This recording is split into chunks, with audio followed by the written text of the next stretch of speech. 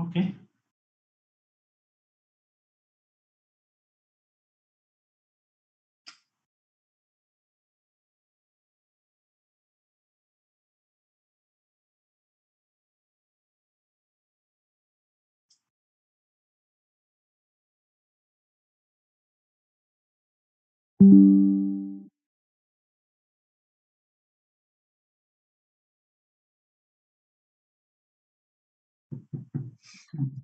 So hot here.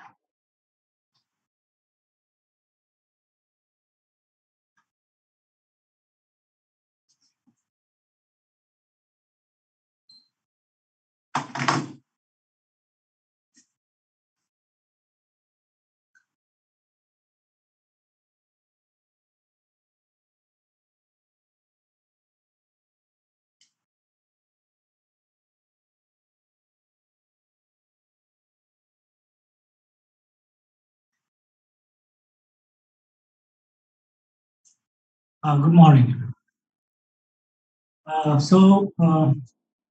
Yesterday we are sort of doing a very simple order of magnitude estimate, and we found that there are more than several billions of stars in a galaxy, and the to understand this this stellar system, this kind of stellar system where there are billions of stars, we need to first get some basics cleared. For example, the two stars collide. Okay, if so, we need to first get a sense of whether it is the case. Okay, so to go simply that here I do a very simple comparison of on the left side you can just see the gas molecules, okay, in a typical like a room, and we can estimate the mean free path very simply, okay, and you will see that the mean free path is like sort of 10 to the minus 8 meter, and if you think about that the mean free path, the ratio of the mean free path to the size of the room, tens of meter, then this is exceedingly small, and which means that the gas molecules as it steps out from 1 minute free path, they will do a head-on collision to another molecule in the room. So the dynamics of this that the gas molecules in this room are basically collisional. Okay, and the collisional time is also exceedingly small. Okay, on the other hand, if you look at a typical star density, which is like about 0.5 per perspective, and then one can estimate the same way the cross section of the stars, which is basically pi into diameter square.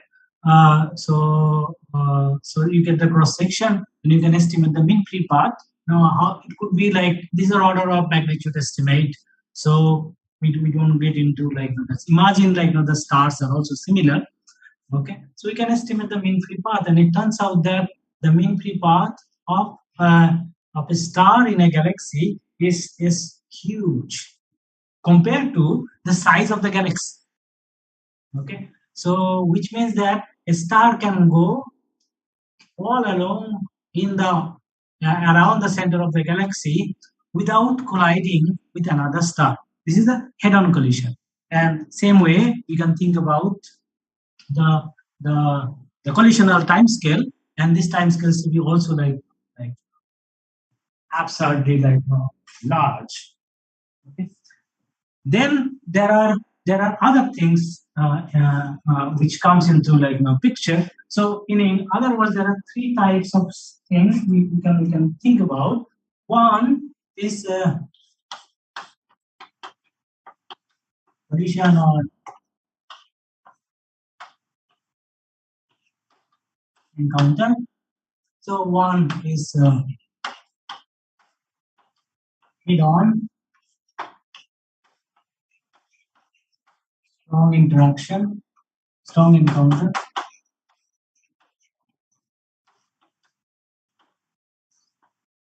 Third is of course like we can go to weak encounter.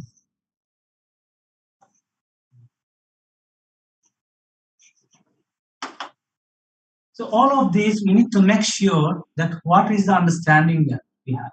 So now you can say see the another. So if there is no head-on collision, can there be like no very strong interaction, okay, or strong encounter? So strong encounter is like one estimate the time scale in such a way that imagine a star coming arbitrarily close to the another star, such that it's the change in the potential energy is at least of the order of the initial kinetic energy. Okay, so that's how you can estimate this, which is the, the strong encounter radius, right, which is the arc collision. Okay, and one can also like think about in the same way the collisional the strong encounter time scaling. So this also turns out to be like very very large. We could get into this, but remember that that's the equality or inequality through which you can estimate the strong encounter, the closest approach. Okay, this is in many sense like the impact parameter also one can think about, but it is just that the as the star like approach to another star, the change in the kind potential energy should be at least of the order of the initial kinetic energy. Okay, if that is the case, then we consider this as a strong encounter. So is the strong encounter time scale is also seems to be like very very large. So this is not so important in the galaxies. Over the lifetime of the galaxy. Okay, this is also not important. Okay, the other thing is the weak encounter, and that seems to be important. Okay, and that one can actually. So this is um, uh, basically done in such a way that like as I've drawn in the diagram that you have a same as a like star moving in like say over a period of time, and if there is like a star somewhere here, if this is let's say m and this is like small m, then there will be trajectory will bend. Okay, and you want to estimate like what is the change in the vertical velocity. Okay, what is the change in the vertical velocity? Okay, this you can sort of estimate. I think you have done this similar thing in Coulomb's what is it called? Like where the Coulomb logarithm comes. That's where you have probably done this kind of. Sorry, what? Is someone speaking?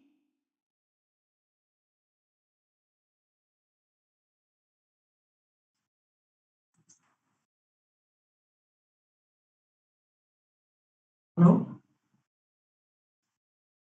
So you can try to like see estimate. I'll do the like basic first like we see. So basically you calculate the let's say this is the distance r. This is the like, time into vt with the velocity it's going in v. Okay. You can just calculate the perpendicular component of the force, right? So this should be a g m by r square. Okay. Very simple, right? So you can estimate this angle, right? So you can convert this so square. Um, uh, I was wondering like whether we should get into there because is it um,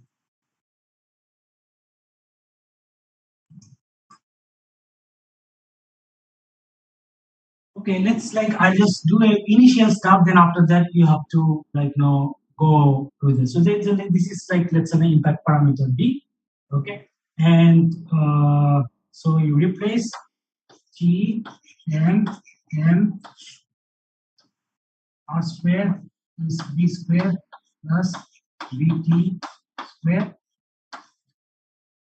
into cos theta, right?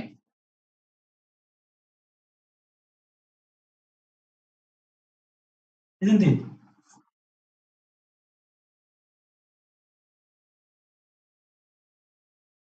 So you can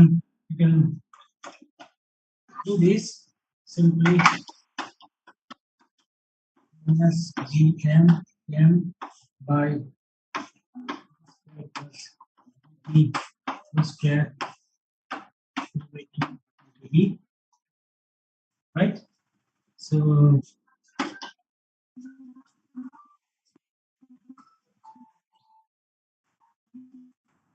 then you can take this as common, so it will be like b cube. So it is gm m by b square into 1 over 1 plus bt by b whole square by 2, right? That's the perpendicular component of the force. Okay, and you can simply then estimate the change in the velocity in the delta v. Okay, which is basically integration t dt. Now, very simply you can do that. Like 1 over m. Okay, so this integral you can simply carry out. So I don't think like we can go into the derivation right now. Okay. So if we do that, it's very simply like delta v perpendicular. Shabana মানে সম্মতি সায়ন্তন আমি গেছিলাম স্যারকে বলতে। হ্যাঁ স্যারকে বলতে গেছিল সমুদ্র সায়ন্তন কি বললো? আমিও গেছিলাম। হ্যাঁ যে সম্মতি বললো please turn off. This is what you will get. B into V. We integrate basically. Okay.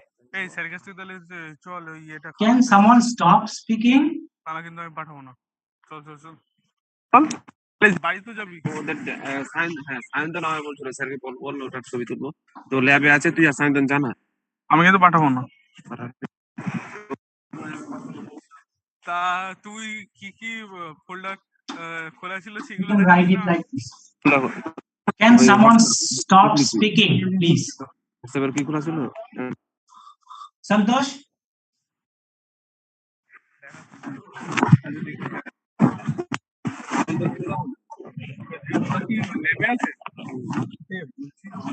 This is not good.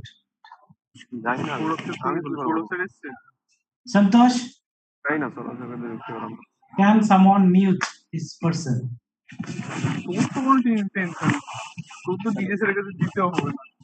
হবে না আমার কিছু করা হয়নি ডিএসআর এর কাছে একটা দিতে হবে আমার প্রেজেন্টেশন এখানে হ্যাঁ ডিএসআর বলেছে কে বলেছে ওখানে দিতে হবে ও ইন্টারনাল হিসেবে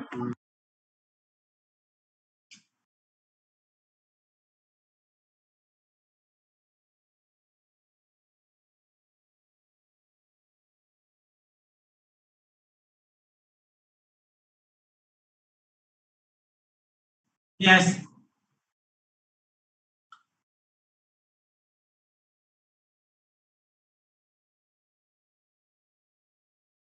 Okay, thanks. Because I think it just they don't realize probably. That would be great. Thanks a lot. So now you see that it's basically we can write this the change in the perpendicular component of the velocity is basically 2gm by v square, 2gm by v square. B by t is also like some kind of a time scale here. Okay, so it's like simply like now now imagine this situation happens in a galaxy, and in the center of the galaxy that the star would go around. Okay, they don't cross here, but let's say like one. But so then there will be basically in one there will be like a small deflection here, then it goes here, then there can be another deflection here, then another deflection here, right? So it can be basically random. Okay, so if you think about this, like when the star goes around, it can go deflect like this around the perpendicular to the motion. So there will be this thing will be random. Okay, so in the net delta v perpendicular should be 0. Okay, so that's the thing. So which means that at the net, like there is no net change. Like maybe integrate over entire orbital time scale or few orbital time scale, there will be no net change in the perpendicular velocity. But what we can do is we can think about that each component. Okay, we can think about that delta v perpendicular as a like at ith. So we can think about that it's each of them, the star, when it goes around, it feels many such weak encounters, which changes the delta v perpendicular by this amount, 2gm by v square by v over v. Okay, so then it's like this. Then we can take the square and sum over all such encounters that happen during the lifetime, and consider these as the delta v perpendicular square. Okay, so that's the or we can like just take the simply the average, the answerable average of all of this. Okay, this I think which means that here you can see that the for each one encounter it happens to gm by v square by p over v. Okay, v is the velocity, initial velocity. So in other words, we can just the each encounter is characterized by an impact parameter b. Okay, now we can think about erase this part. We can think about that there is the impact parameter b, but consider that we can think about annuli. Sorry, by drawing this, and then b and b plus db. Okay, b plus d. So we can have this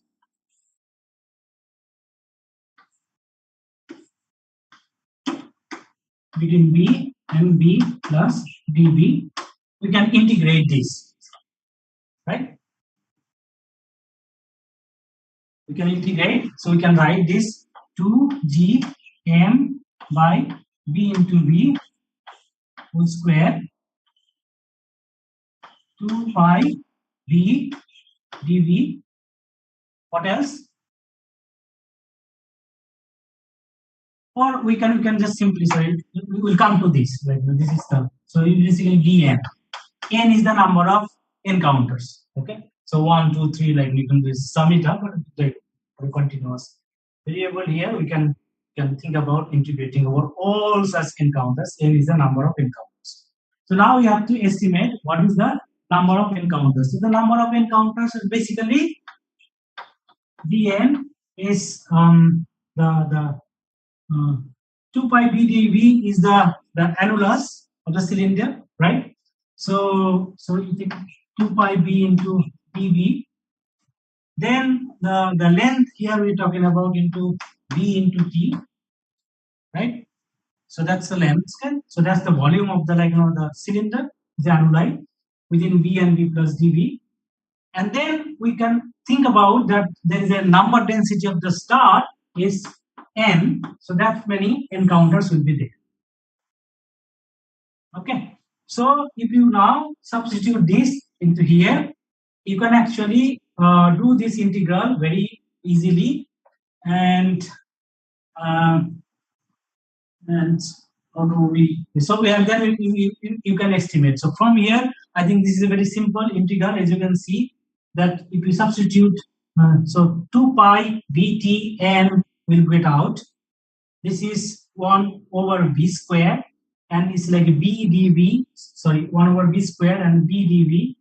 So it will be dv by v. So there will be integral, which is basically dv by v.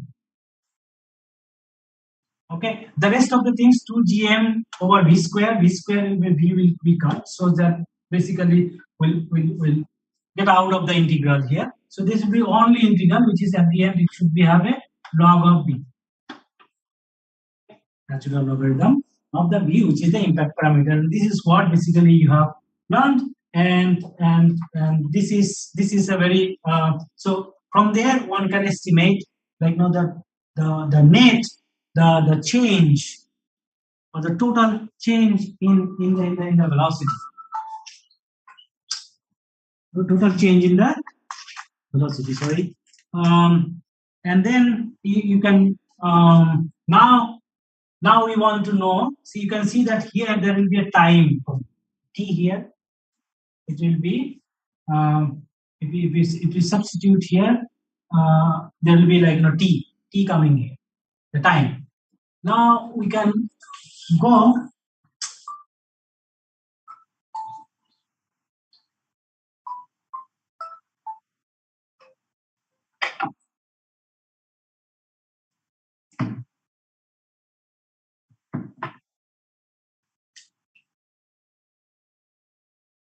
okay. So I have the results. Delta v all equals to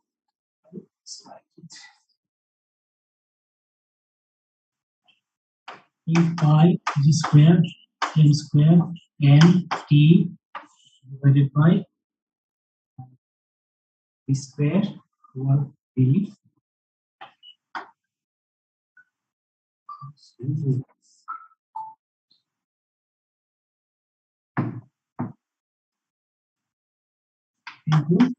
log of, we integrate from b minimum to b maximum. It will be b max by b min. Okay, that's the net change. Now we ask the question that over what time scale, okay, this net change or the total change delta v perpendicular square is of the order of the initial velocity v square. Okay, so basically you are adding the cumulative change in this small like the change in the velocity to and make the cumulative of all, and then ask the question that at what time scale t this entire thing will be equal to of the order of the initial velocity of the star. That's what is I have written. So this is the total will be the equal to like v square. So from there one can actually calculate. So let's say like that time t is equal to t relax, and then t relax comes out to be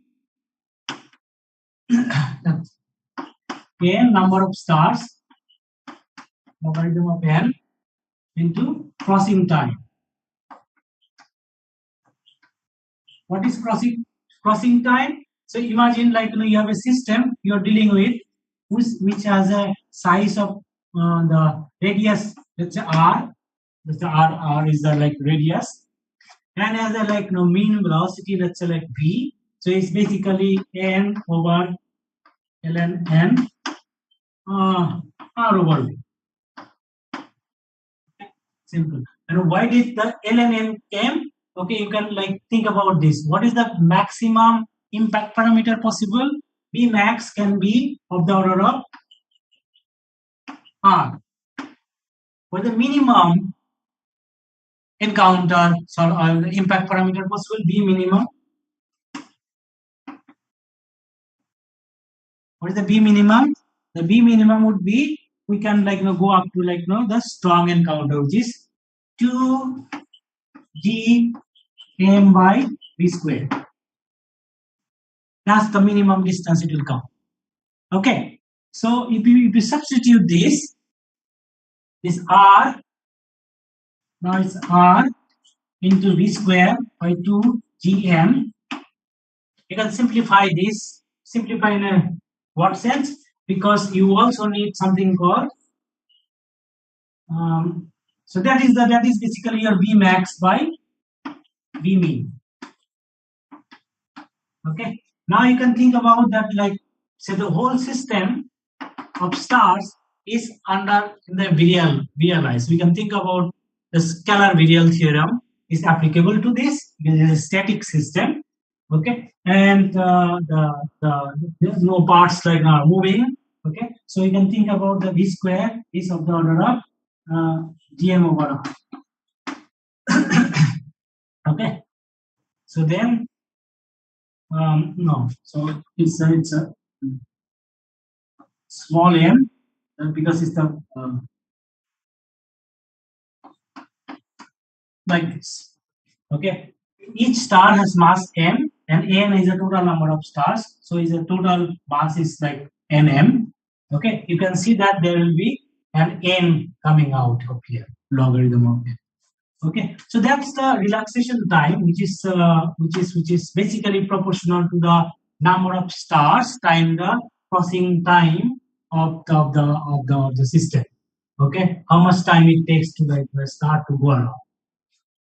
These are all. This part is like sort of this crossing time is. You can think about it with the circular motion. This is like a 2 pi r by v and things like that. But we will not get into the factors yet because so in a typical like star, as we have understood that the number of stars could be like 10 to the 10. Okay, n could be of 10 to the 10. Okay, or 10 to the 11 if we like, and then the crossing time is at least 100 million year. Okay, so you can think about the 10 to the 10 times 100 million year. So the cross relaxation time for a galaxy like Milky Way is like really huge, much larger than the Hubble time. Okay, so that would be the T relax is of the 10 to the power 10 times at least, let's say like a few hundred million year, but it's like right like 100 times 10 to the power 6. Okay, so 10 to the power 18 year. Okay, which is much larger than the Hubble time. Okay, what is the meaning of this? The meaning of this is that during the lifetime of a star, which is it's the maximum of the Hubble time, within that time, even the effect of the cumulative effect of the weak encounters is also not that important. Okay, also not that important. So that is a very the basic derivation, and you start like sort of using them to make arguments here, and it is that the weak encounters, strong encounters are also not so important in a galaxy's lifetime. However, if you consider, for example, your stellar system is not a galaxy but a globular cluster, for example, in which the number of stars is of the order of 10 to the 6. Number of stars is of the order of 10 to the 6. Your radius is 1 parsec, okay? And typical velocity is like 20, 30 kilometer, 40 kilometer per second. And if you put that in all here, it turns out the relaxation time is not that large actually, okay?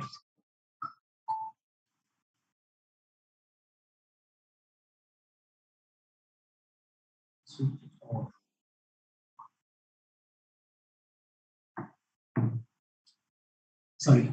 So this is the for a globular cluster.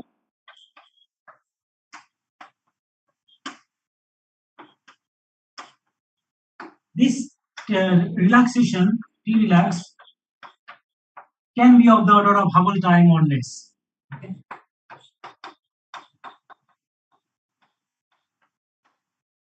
In other words, if you are describing a stellar system, okay, which is like a globular cluster, then you need to worry about this like effect of the weak encounters as well. Okay, in globular cluster, even the strong encounters can be important. Okay, but then there are other systems in which it is not, because this is a very general concept. So there are other systems, for example, you can think about a cluster of galaxies. Okay, cluster of galaxies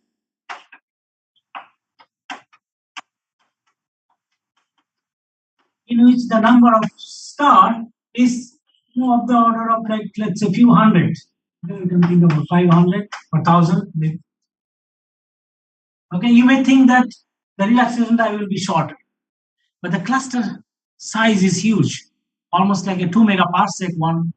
Okay, so the R is quite large. R is about, it's a 2 megaparsec, which makes the relaxation time is again large, because in a cluster of galaxies, each galaxies are like behaving like a star, so they don't also like collide often. Okay, it's a like big rich cluster. Okay, so there are so there the one can, you can easily estimate using that formula, whatever is written on the slide here, and you can estimate the relaxation time scale and decide for yourself that whether the encounters are important in the understanding of the galaxy's life or not. That's you can find out. Okay. Now, what is so big thing about this is that this let us think about galaxy like n star system, and this is all the stars are basically collisionless. All the stars are collisionless system. So when it's a collisionless system, so then we can actually like can go into the describing the physics of the galaxies through collisionless Boltzmann equation. Through collisionless Boltzmann equation. Okay, so that's the which is basically del F over del T plus B dot del R minus equals to 0. In this, so that is so this is the kind of like the backbone. I try to explain this like this various terms here, and then I think we can move on to like something more phenomenological. Okay, so F here is the distribution function. F here is the distribution function.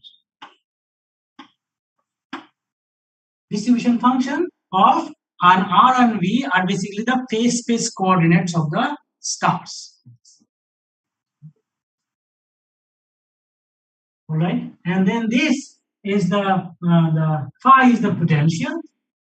But then the potential here is the potential of due to all the stars. So there is nobody here.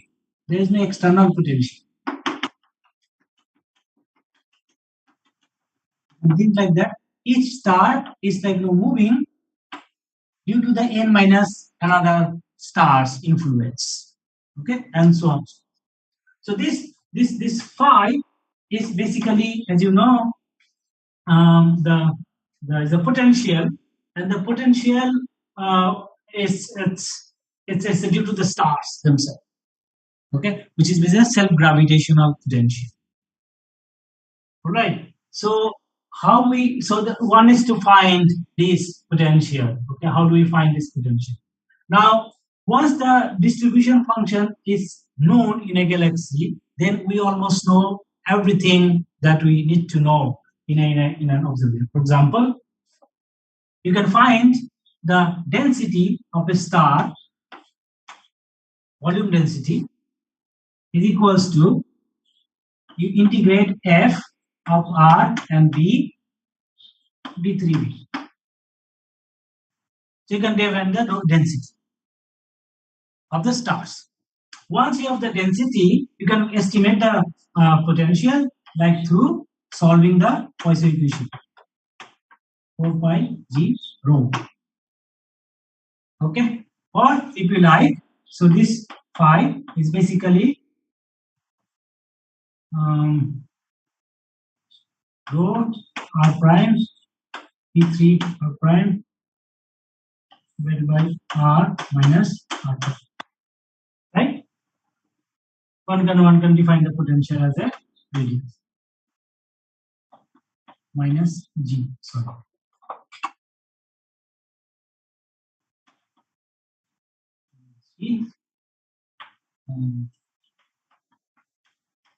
Given radius, one can integrate this and one can find out the potential. And or you can see now it's a rho is basically integral over f, so it will go here. Okay, so you can think about this basically it's a minus g integration over f r prime b prime d3 r prime d3 b prime divided by r minus r. It's a very complex. So now you can see that you can plug in this phi back here, and then it becomes a very complex system, which is known as Blaser-Poisson system in plasma physics, and which is the collisionless part.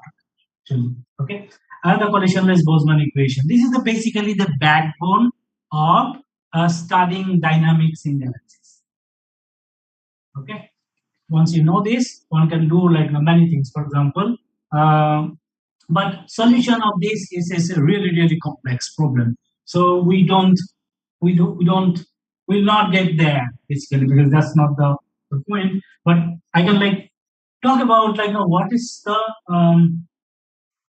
first of all you get to like sort of understand that when you plug in this phi here, which is the gradient of phi is a force field, then it becomes an integral differential equation. Okay, and the solution is not easy. Okay, so one has to like do some iterative solution.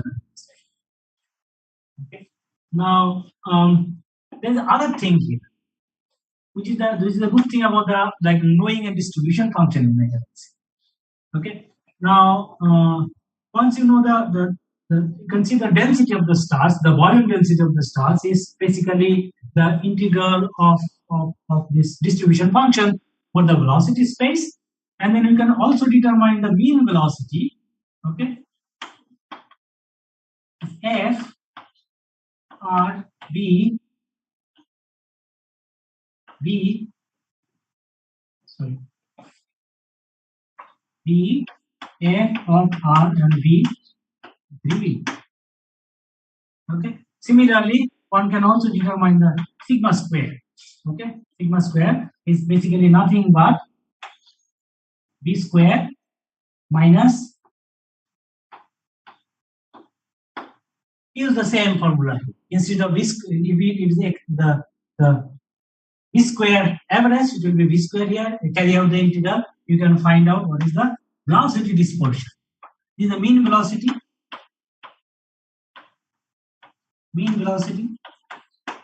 density, and then velocity dispersion.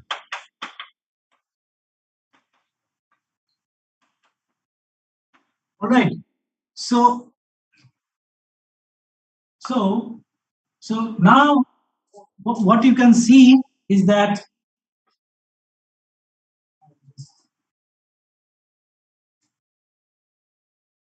stop sharing, and you can see that we can now, if they given a distribution function, we can estimate what are the density of the star, or the mean velocity, the sigma square. These are the quantities can be done. You can go to the higher order, but it's generally there will be trouble. Okay, so because the sigma square is like a tensorial quantity. Okay, so it gets difficult. Now you have heard in the last class, which was yesterday, we are talking about the measuring the mean velocity of the stars in a galaxy, right?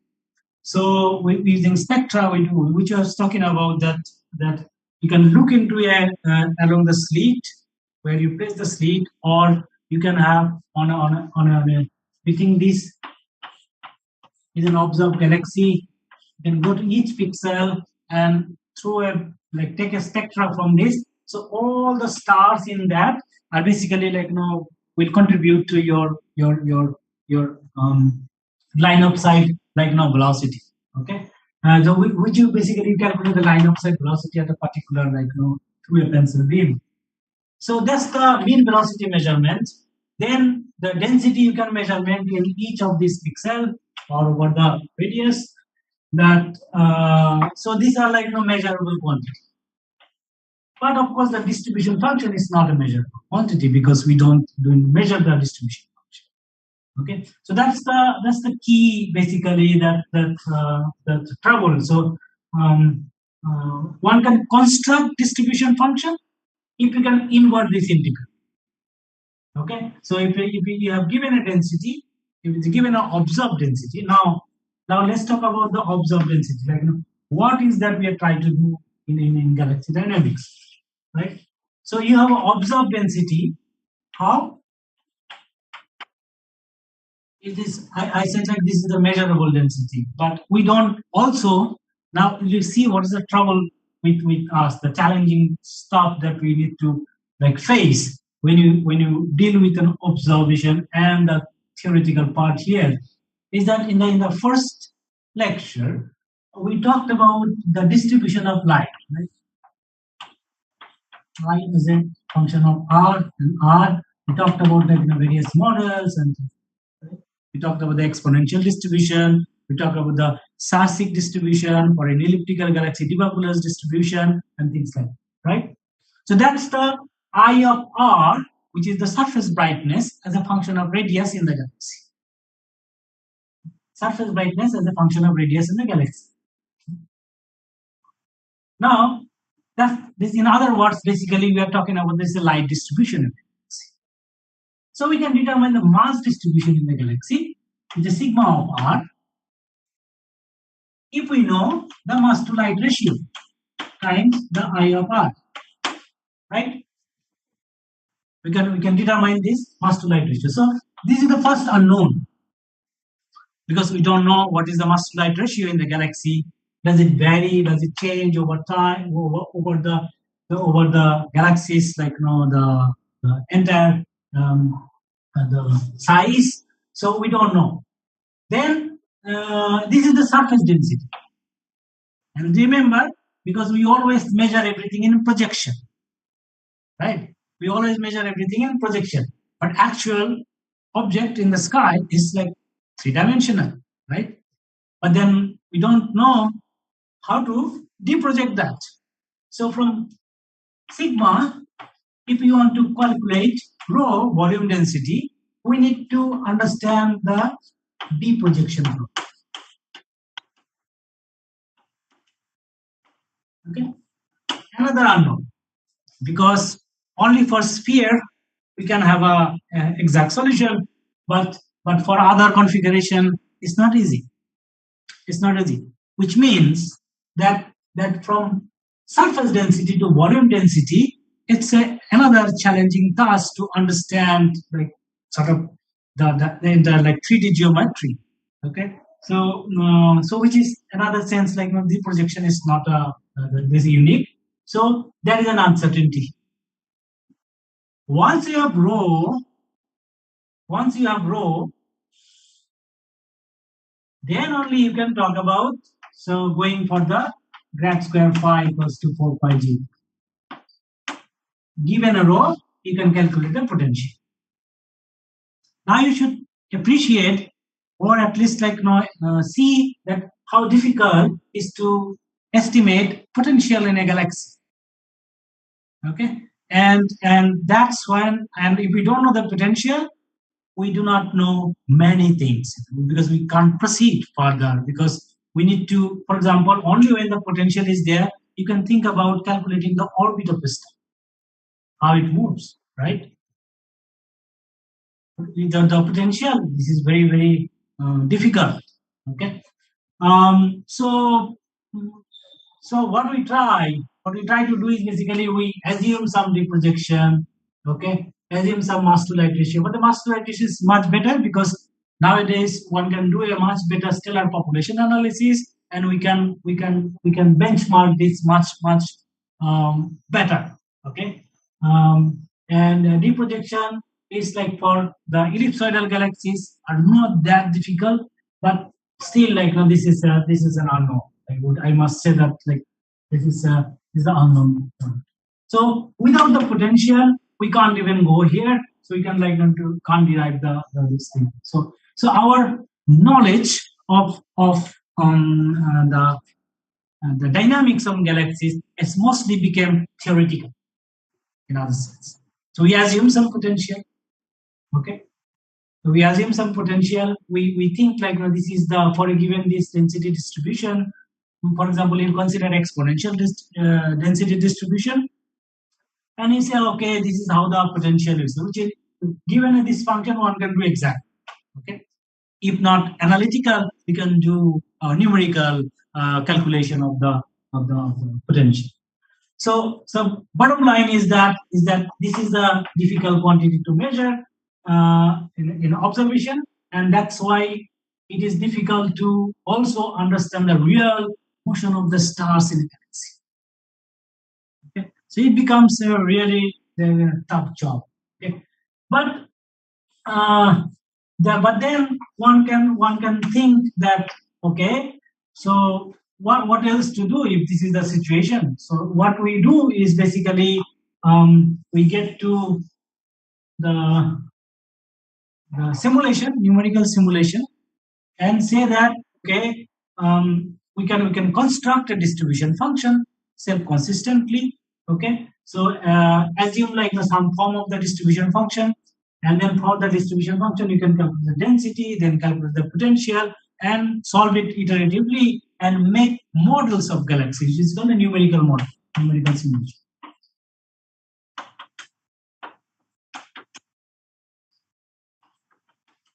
Okay. In the numerical simulation, we assume like so one there are various approaches, of course. Like the one thing that I like is like you can think about what are the solution of the collisionless Boltzmann equation, okay, which can be the what form of the distribution function. So it turns out that like one can use certain theorems here. So don't have a lot of time to go into it. So something called the Jeans theorem. Jeans theorem tells us that like the distribution function should be function of integrals of motion.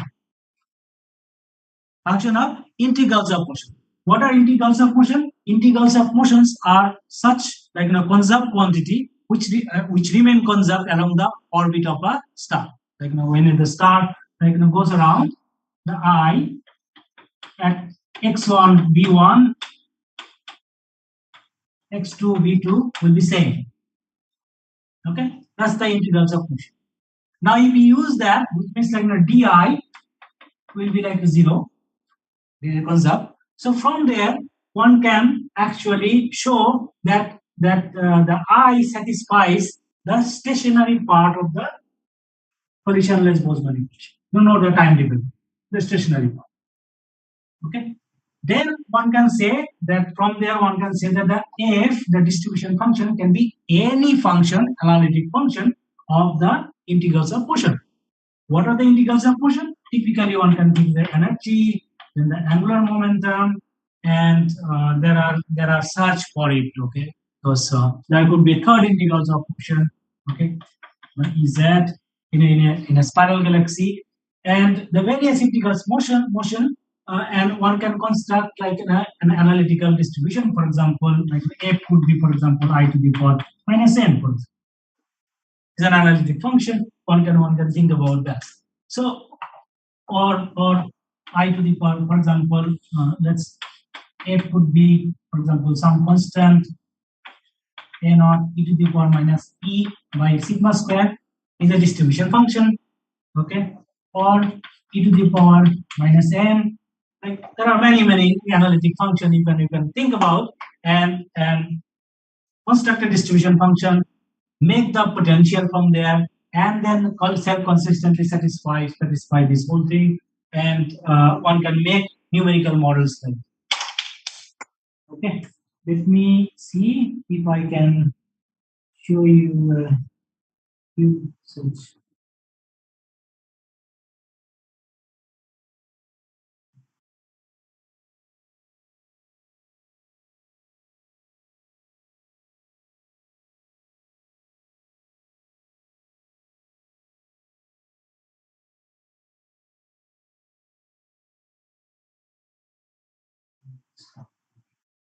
So you can see that we make this kind of smooth distribution of stars. Each this on the left side you see the smooth distribution of stars in the galaxy. And this is like initially there is nothing here, and you can one can run it, and you can see that at the end it grows a central structure which is like a bar in a galaxy, and from the end of the bar there are the like spiralish kind of structure comes, and but of course it's not very stationary.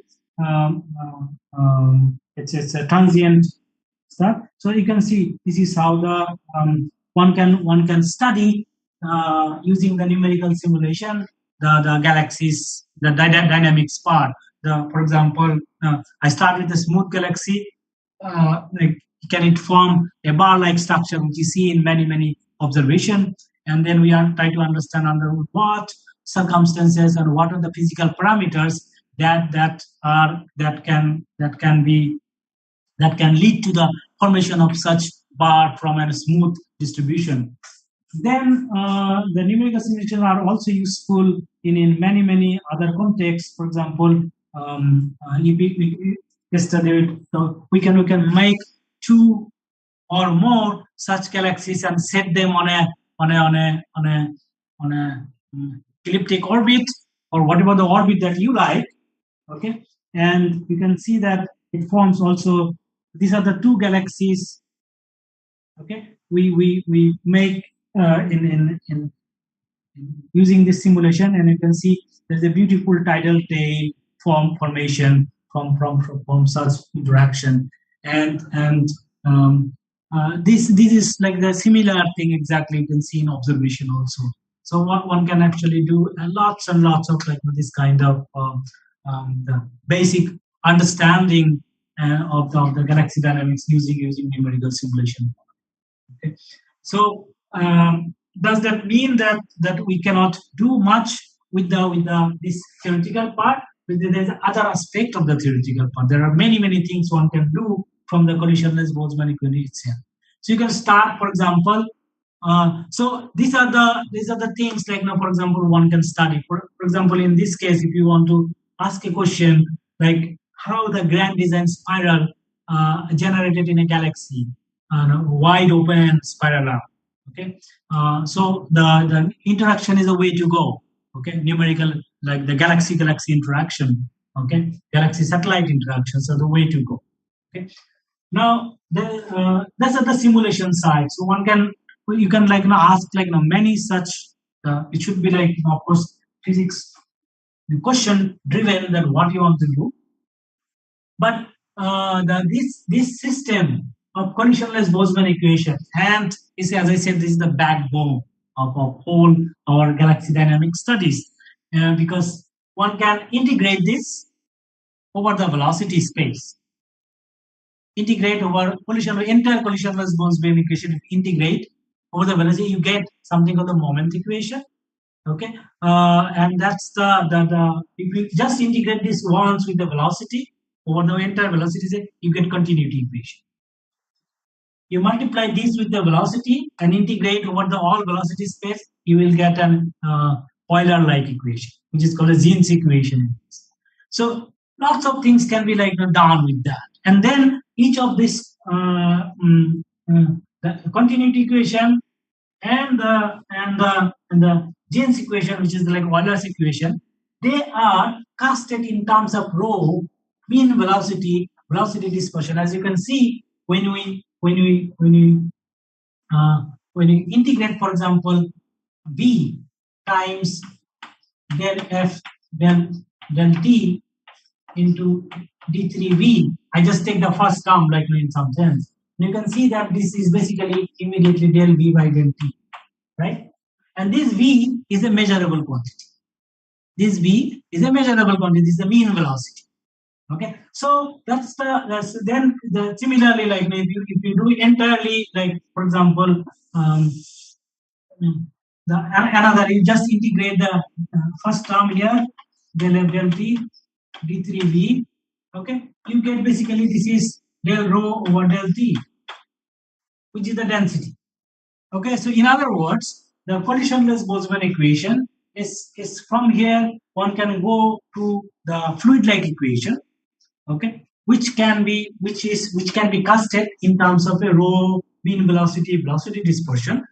These are the measurable quantity. Okay, so we can write equation in terms of a measurable quantity, and we do measure this quantity from observation, so we can just now compare. Given a potential, what would be the system of equation will tell you, and one can constrain many things, like for example dark matter potential and things, okay, which is an unknown quantity, because what we so far talked about here in this case, when we talked about the star, we said like it's a simple system to think about, like because we are talking about all the stars, but the entire stars are embedded in spherical or ellipsoidal or some kind of a dark matter distribution, right? So the phi, the potential phi of star plus phi of dark matter. So this dark matter potential, you can assume something, some kind of a form, and plug into that kind of like what I said, like the Jeans equation and things like that. One can study them in terms of using the observational constraint. One can actually constrain the dark matter potential. Okay, that's going to be like very useful in this sense. Then there's another aspect. So there's another aspect of the collisionless Boltzmann equation. So you can integrate so far with a velocity space, you can integrate over full phase space. Integrate this over full phase space. You get virial the tensor virial theorem. Okay, of which the scalar virial theorem is just a trace of that. Okay, so there's like this entire system is a very versatile. So there are so many things possible, but I cannot like go. These are all bit more like a. It's not the intended because it's an introductory. Now I don't know. There are. It's already the time, but I did not talk about many things because I thought like I'll give an introduction to the dynamics part. Okay, but what do we say?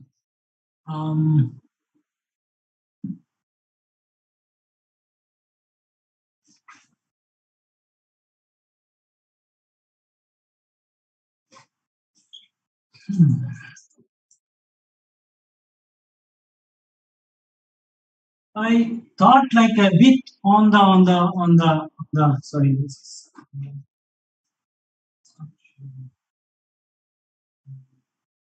I thought a bit should talk about how galaxy evolution happens in a small system, but I guess we run out of time now.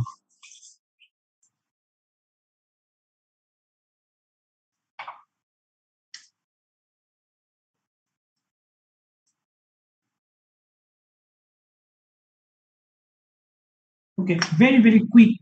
I like share a page just to give you some argument.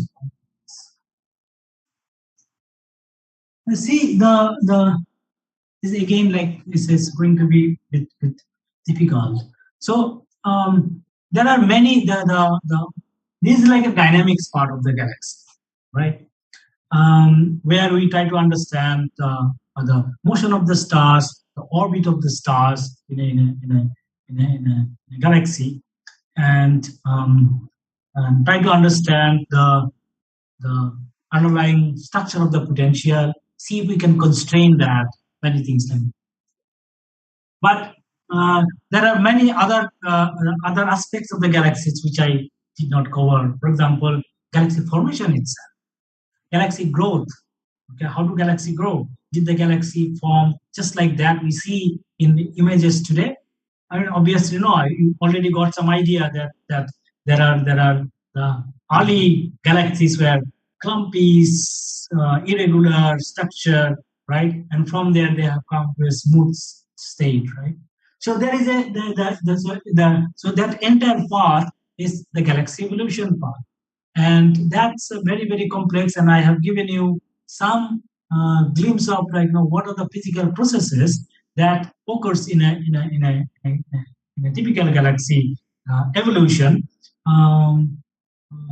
The gas accretion, minor mergers, the gas the feedback process, and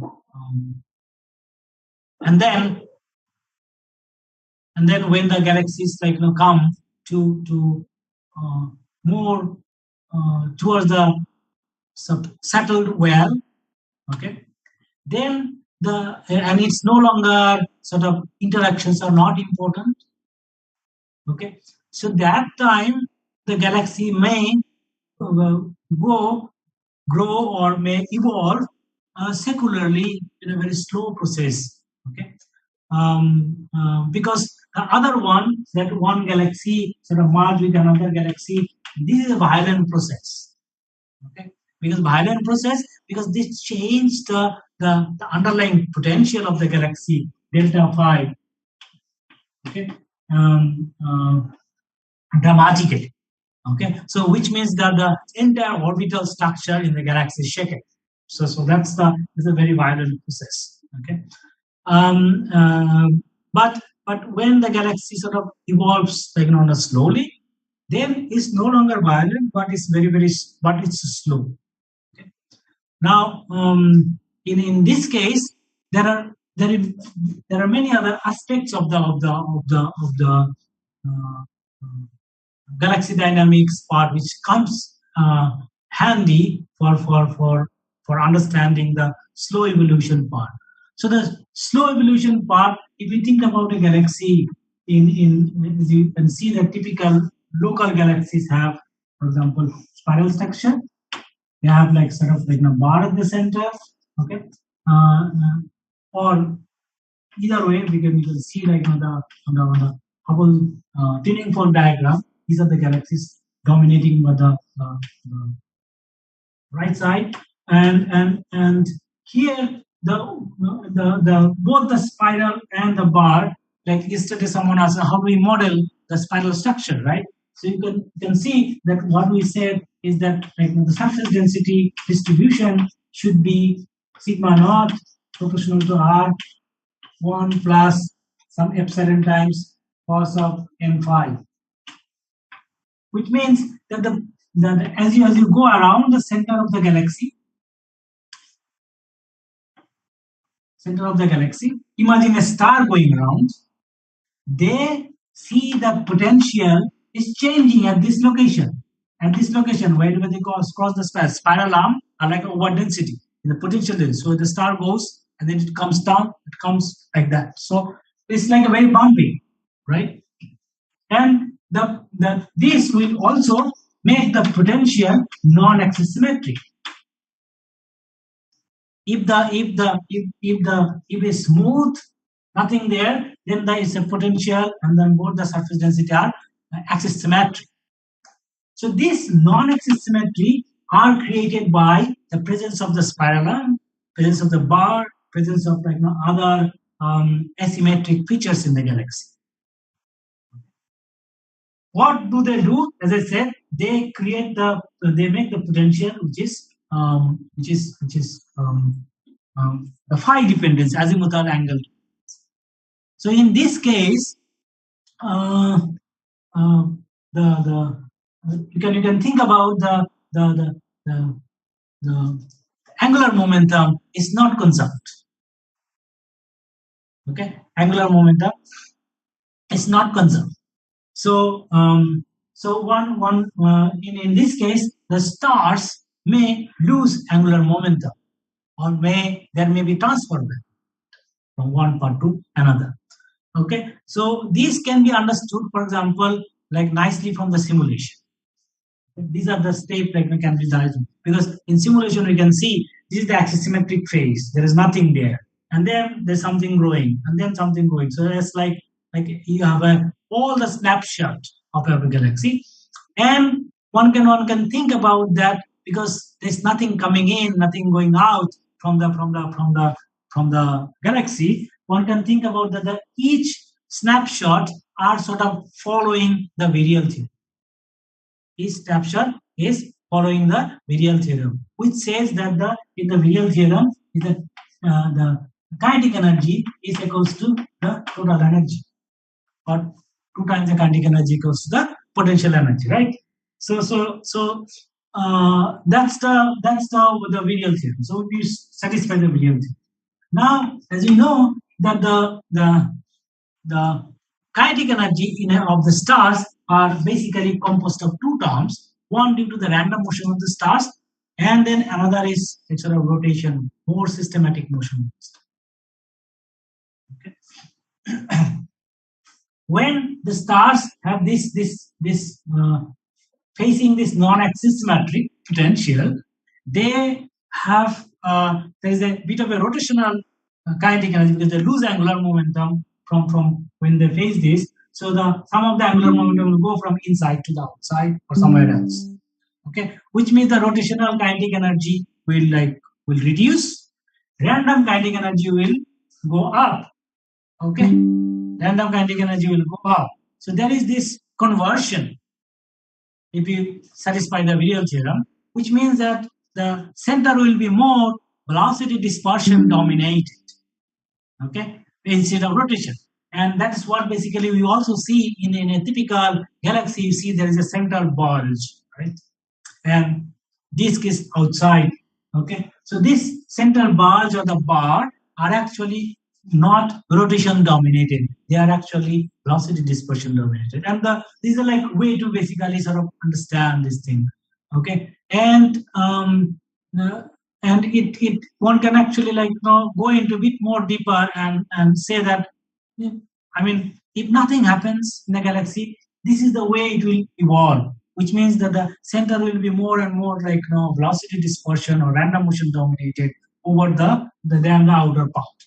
Okay, and in simulations, since we know that this angular momentum transfer is actually very basic of nature in a galaxy. This not only in this process but in other in early life also galaxies this would be applicable, but other the in early time there are other processes which are probably more dominant in this. But if we look at this, that in simulations we know that this angular momentum that is getting converted from the inner to the outer part, or but a lot of the angular momentum actually is going to the surrounding dark matter halo. Actually, this is what we know now from the simulation very well. So the dark matter particles will try to make stark angular momentum from there. Okay. So that's the sense of I would say the slow evolution part. Okay?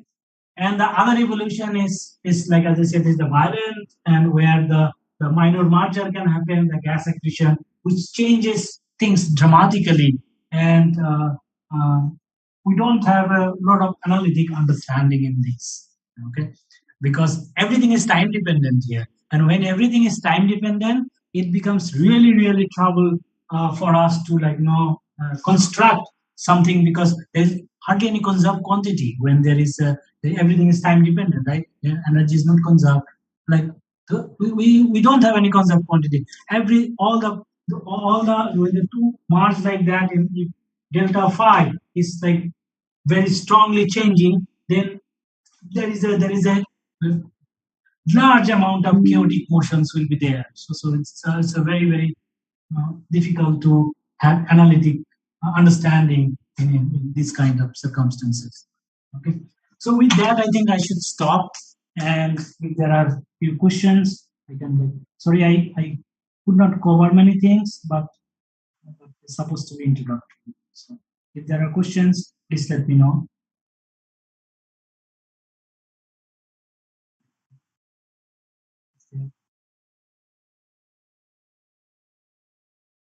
Santosh? Santosh?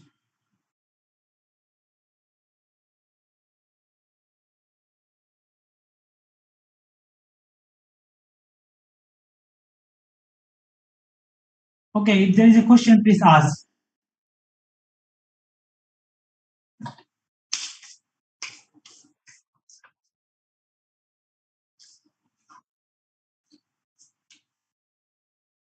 Hello?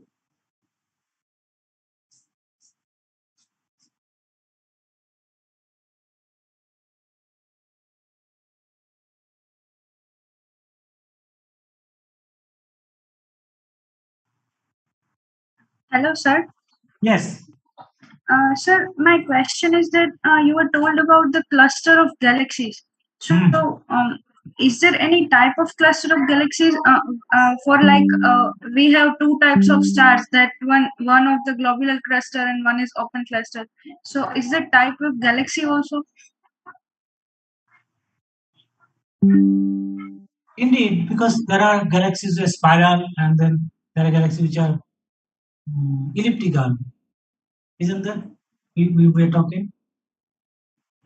No, sir.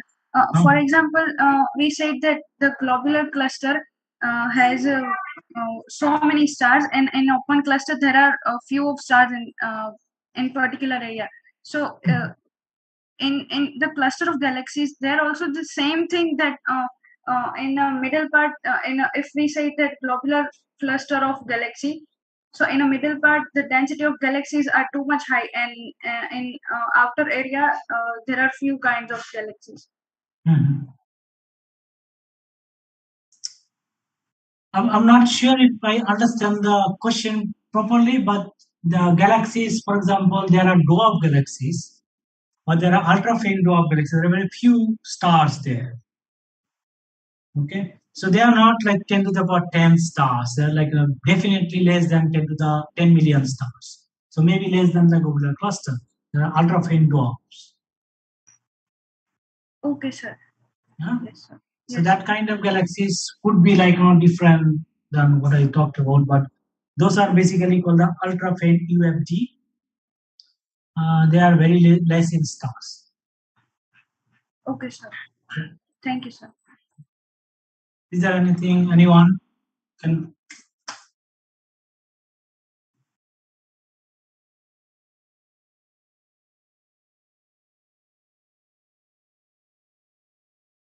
The next person can go.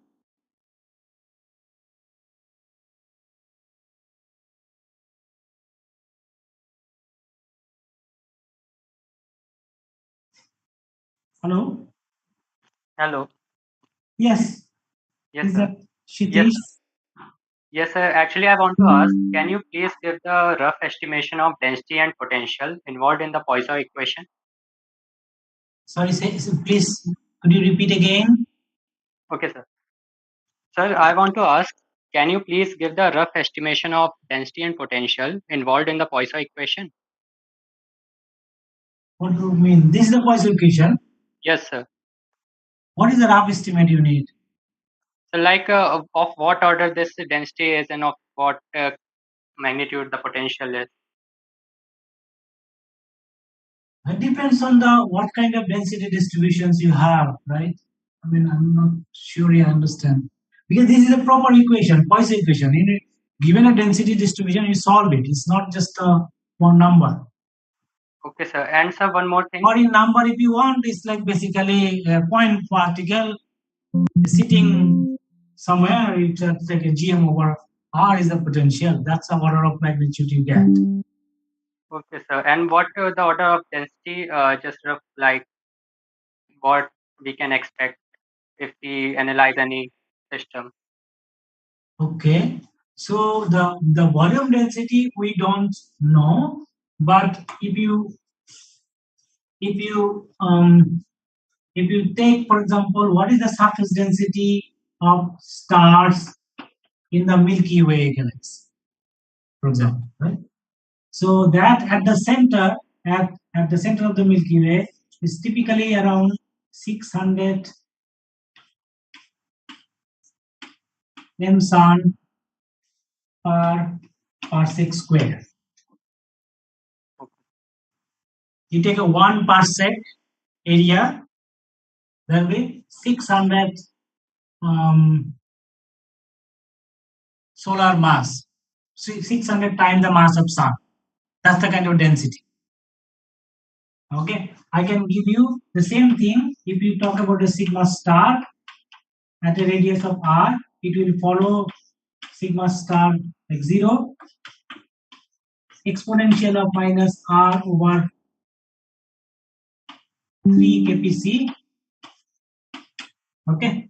Now you put r at the radius of the sun, which is 8.5 kiloparsec, or any radius. You can also calculate what is the surface density of stars at the in the location of the sun. Okay. Okay, you can use these for example.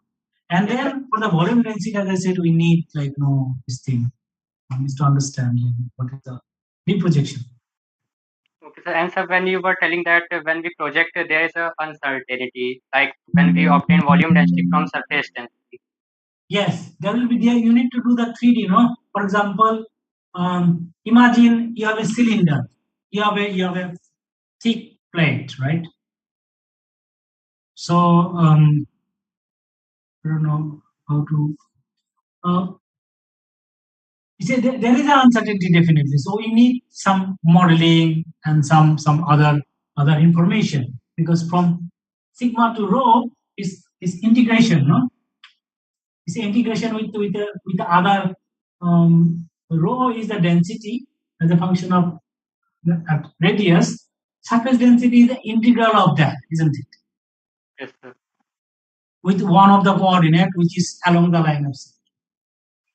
Okay, sir. So will the classical laws still be valid, or we have to take help of quantum laws when there's uncertainty? Which law? Sir, will the classical laws still be valid in the case of uncertainty, or we have to take help of any other technique like quantum mechanics principle? No, I cannot understand. What is the cluster law? The classical laws. Classical, yeah. Basically, it's like that. In people in computer graphics, they do actually, I think, a lot of a good job in this, because one can do a many realization in the computer graphics and try to match one with observation. No? Okay, thank you, sir. Yeah, so that way, one can do, but that's computationally expansive.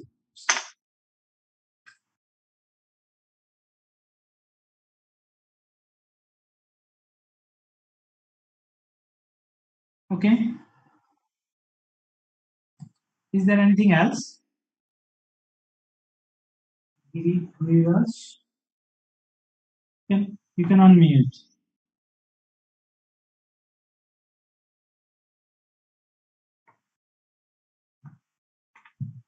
Hello.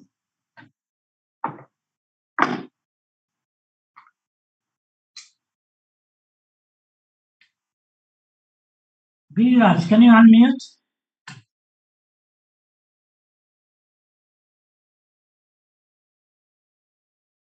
Okay.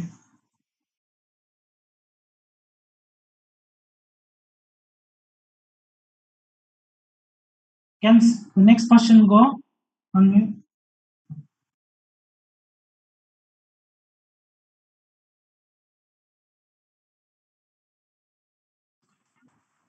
Sir, can you hear me?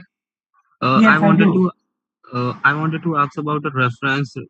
Can you suggest any reference book which these topics we have covered in the lecture? I think I told you that the reference book is best book is Galactic Dynamics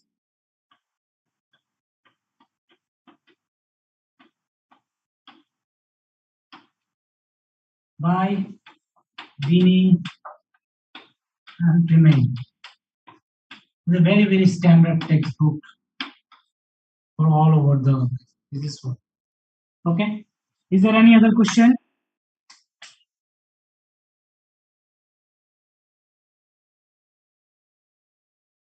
Santosh, are you there?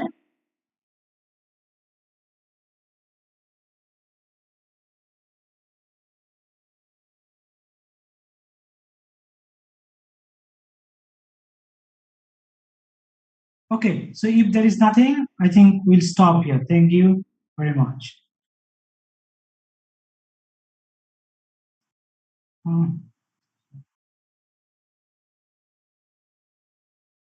I'm ending the meeting.